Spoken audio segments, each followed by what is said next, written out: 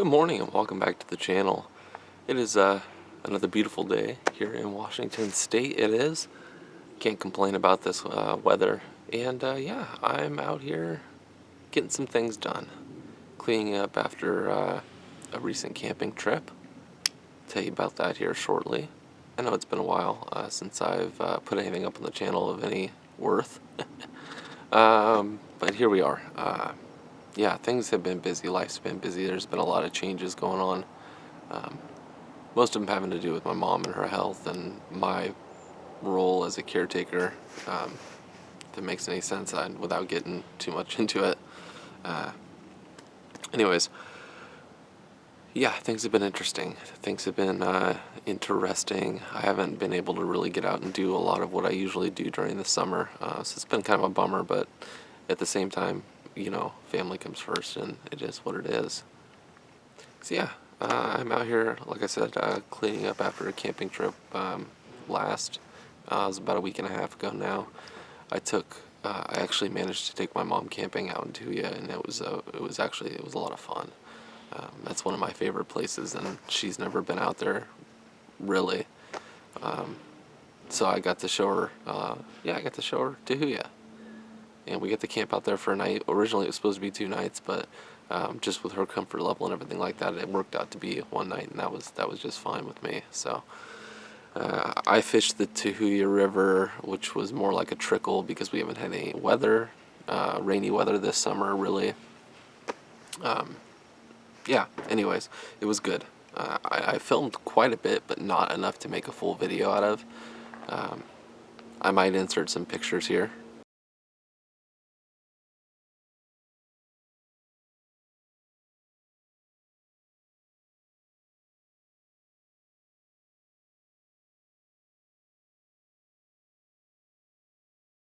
Other than that, I've been fishing a couple of times at my local lake, just early morning, quick little sessions.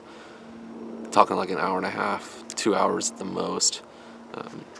Yeah, I went out and fished one of my favorite lakes in Tahuya yesterday morning for a couple hours. So it's about all the time I had, so.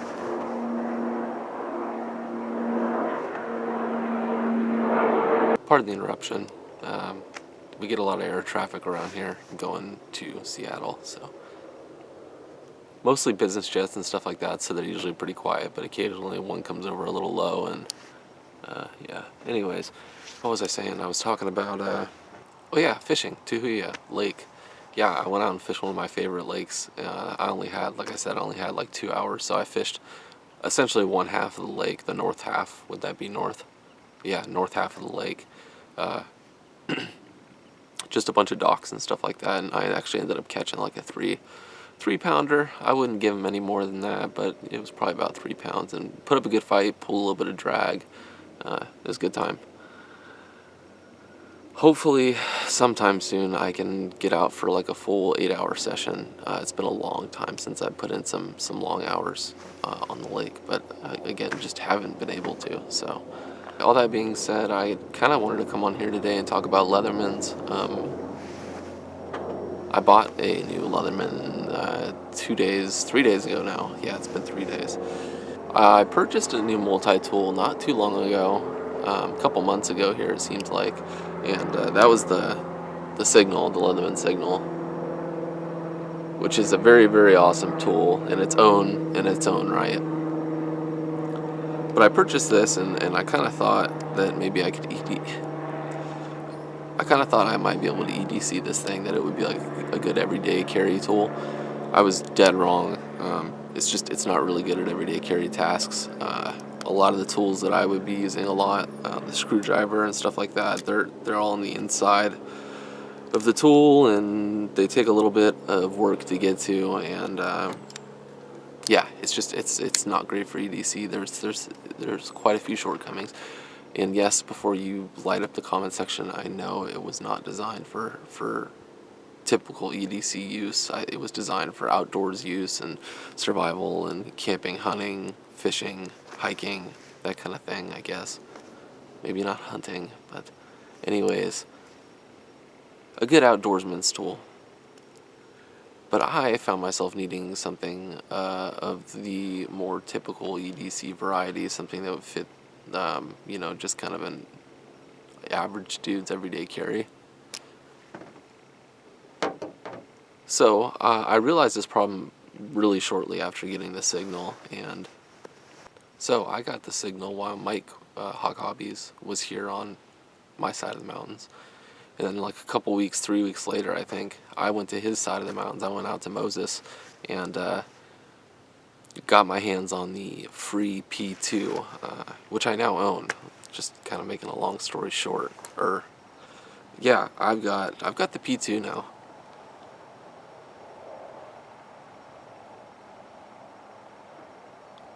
So yeah, I got my hands on this thing at the Sportsman's Warehouse there in Moses Lake, and I really dug it.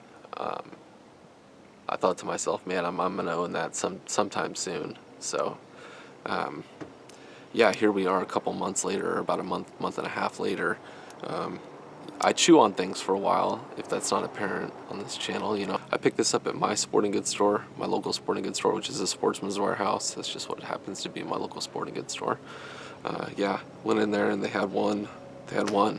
So I picked that one up, and yeah, I'm stoked with it. I've been carrying it for the 3 days I've owned it, and I'm really stoked on it. So I should probably show you this thing a little more. This is the P2 right here. Handsome tool. Feels very precisely built and overbuilt. We got a helicopter now. Bad boys, what you wanna do? Alright, without further ado, let's show you this thing, give you some up close looks on it. Get her to focus here. There we go. Yeah, so here it is, the Free P2. It was always going to be the P2. The P4 just was a little too much for what I needed. It had a couple tools that I just didn't need, and the P2 was just, yeah, it's everything I need, nothing that I don't.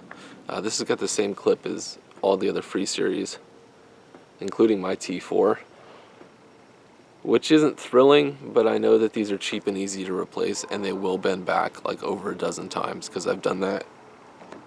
I've done that with my T4. I'll show you. Yeah, my T4 clip, there we go, has been through it. Yeah, you can see it's been through it a couple times. So it did come with a nice sheath, a nylon sheath, gray nylon sheath. I think they call that their premium nylon sheath or something. That's inside. I'm probably never really going to use it. Yeah, I'm honestly probably never going to use it, as long as everything stays okay with the pocket clip and the way it's attached to the actual tool.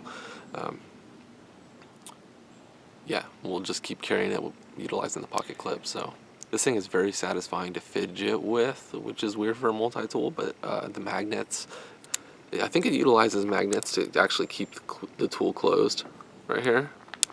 You can hear that, and it's sort of a positive click. You can feel it. It's something I can't convey through the camera, but you can feel that it runs on magnets. It keeps it closed pretty well, you know. But when you want to do the one-hand opening thing, let me do that again. They just fall open, and it's a really good action. And then when you finally engage the pliers, click, click, and you know it's locked in, it's ready to roll. I think that is awesome. Positive engagement. It's mechanical feeling. It's precise feeling. It's enjoyable to do. It's interesting that I can get that out of a multi-tool. But anyways, I think they have something going here. This is nothing new, obviously. I mean, the P2's been out for a while now. This is just my initial impressions on it. And then, of course, I'm going to keep you guys updated throughout the months and years. I'll do a 6-month review, a year review, a 2-year, and then, you know, so on. That's the plan anyways. So that being said, yeah, this is, my initial impressions are I'm impressed. I'm not going to... It's a seaplane this time. We're getting the whole gamut this morning. So, tools. This thing has 19 advertised tools from Leatherman. Some combination tools, obviously, on here. but it has everything that my T4 has, minus the tweezers. But it has everything my T4 has, and that is the main reason why I got it. Because I mean, I talk about my T4 all the dang time. It is an essential part. It has been an essential part of my EDC for 3 years now, and I've really gotten my money's worth out of this. I mean, 75 bucks when I originally bought this. So yeah, to see all those tools translated into something with nice pliers and really cool action, feels overbuilt, feels well built, you know. Yeah, I'm stoked on it. So couple of the notable tools. I'm not gonna, obviously this is not the video to go through all the tools, but the couple of the notable tools that I'm happy to see on here. We'll start out with a knife, I guess. We got a full-size knife that is pretty easily deployable and is locking right here. Anyways, it is partially serrated, 420 HC, hollow ground, with a pretty wicked edge on there. Yeah, I'm digging it. I'm obviously not digging that it's partially serrated, but you get what you get. It is what it is. So next tool, I guess, to point out on the same side of this tool is, it's a little stiff. There we go. The Phillips head. The Phillips head is really good. It's the same Phillips head as the T4. About the same. Yeah, it's the same width, same size, everything like that. So I know it's going to be just as good and just as useful. The tool right next to that is the pry tool / box opener, which I forgot how pronounced this bevel was fresh from the factory. See if I can get a look on that. Yeah, you guys can see the bevel right there. And that's the box cutter feature. And then it's just a big thick wedge. And it actually works pretty well as a pry tool. I've done some pretty heavy prying with the T4.